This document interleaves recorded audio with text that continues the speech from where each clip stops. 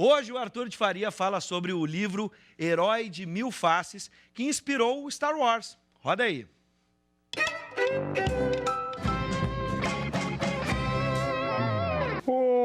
A história, assim, do sujeito, né? Sujeito que tá lá, abandonado num lugar distante, e aí recebe um chamado, e que ele tem que seguir o chamado, e aí tem um tutor ou uma outra figura que lhe dá os ensinamentos, ele tem que sair da sua terra para realizar uma missão, e aí ao final voltar e modificar tudo, né? Essa história você já viu muitas vezes antes, por exemplo, no Guerra nas Estrelas, ou, por exemplo, no Buda ou Jesus Cristo, enfim.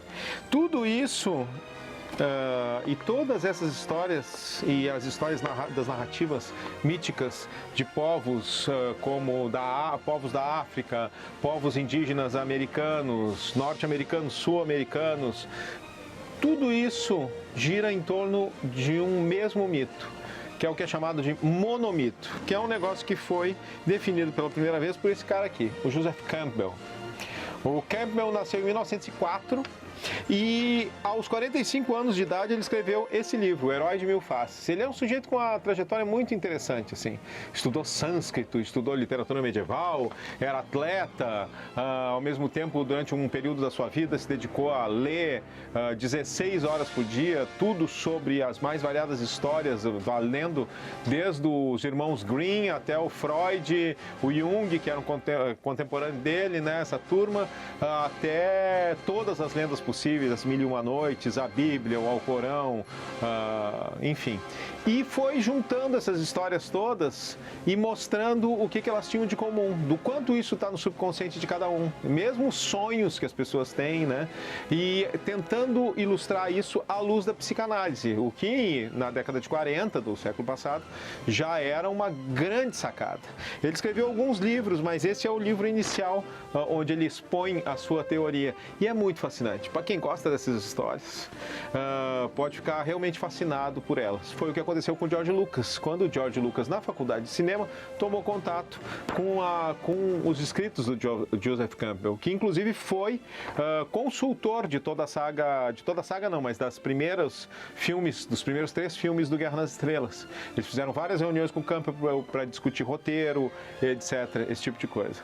É um livro que a gente fica absolutamente fascinado pela ideia geral e também por todas as histórias que ele conta, porque ele faz um grande compilado para ilustrar cada trecho dessa jornada do herói.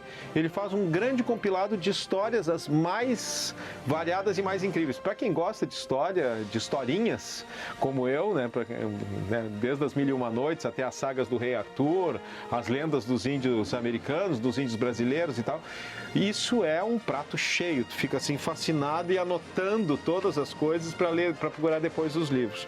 Então esse é um livro que eu recomendo para todo mundo. É um livro daqueles que tu fica pensando assim, puta, saí mais inteligente desse livro do que entrei. O Herói de Mil Faces, do Joseph Campbell, um clássico lá do final dos anos 40, mas que não perdeu nada de atualidade. E para quem é fã do Guerra nas Estrelas, ou para quem é fã da Bíblia, a pessoa vai olhar aqui e vai dizer, putz, é mesmo, não, mas olha aqui, mas... É impressionante. O ser humano é o mesmo em qualquer lugar do mundo e precisa das mesmas coisas para viver. That's where we start. 1 o'clock. Call to adventure. The hero receives a mysterious message, an invitation, a challenge. 2 o'clock. Assistance. The hero needs some help, probably from someone older, wiser. 3 o'clock. Departure. The hero crosses the threshold from his normal, safe home and enters the special world and adventure. We're not in Kansas anymore. 4 o'clock. Trials. Being a hero is hard work. Our hero solves a riddle, slays a monster, escapes from a trap. 5 o'clock. Approach.